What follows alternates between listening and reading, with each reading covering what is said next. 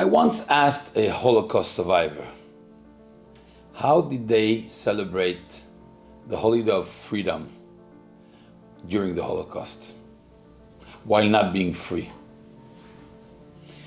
It's not a simple question to answer, but I think this year we could ask the same question. How are many of our brethren going to celebrate the holiday of freedom while they're not in freedom? We cannot forget the over 130 people who are still captive in Gaza. Hopefully most of them or all of them should be alive, but whoever is alive, how are they going to be celebrating Pesach? And those who are quote unquote free but lost a parent, or a father, or a mother, or a sibling, or a son, or a daughter, how are they going to celebrate freedom? What about those who don't have a home anymore?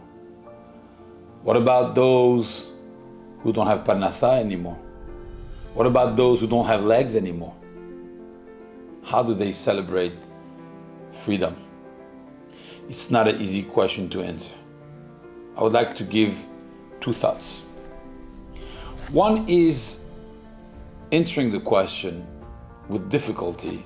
There's a very famous Klausenberger Rebbe who answered that question when he was beaten by a Nazi officer. And the Nazi officer tells him, do you still believe that you are the chosen nation while I'm beating you?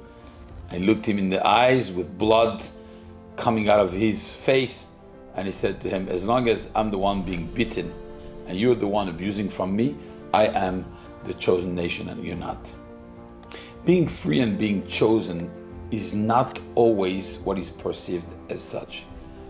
I would like to suggest that throughout Jewish history, most times than not, the Jewish people were oppressed and still had to celebrate the holiday of freedom. So how did they do that?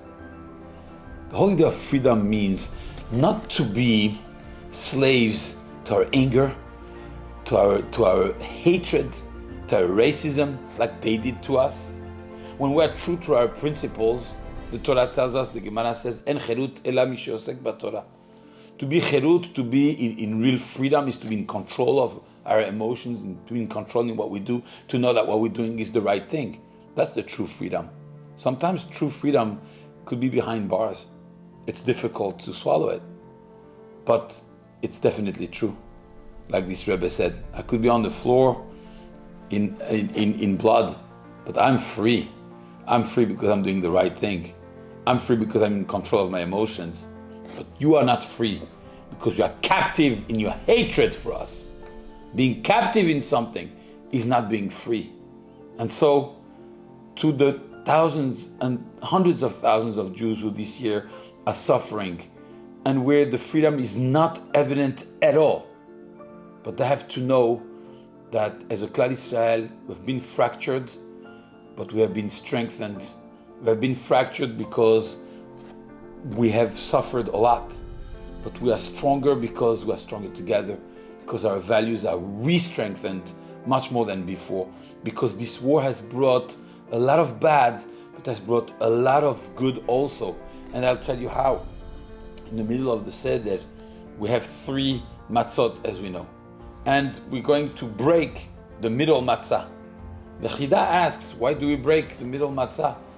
What is the point? He says, because you have the past, you have the present, and you have the future. And many, many times, in the present, the Klal Israel is broken.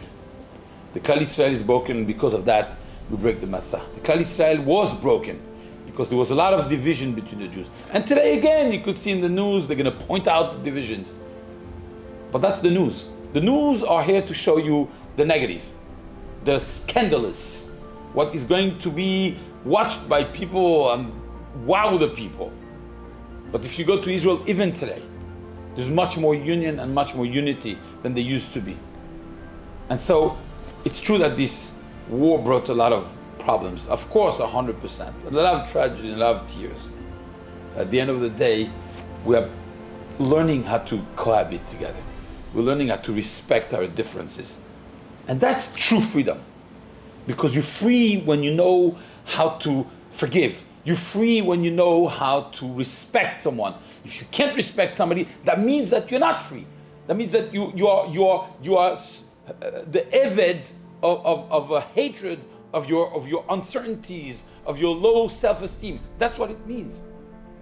And therefore, it's a deeper kind of cherut, a deeper kind of liberty that we have to try to understand this year. I hope we can. Tizku Hashem Rabot Neimot V'Tovot.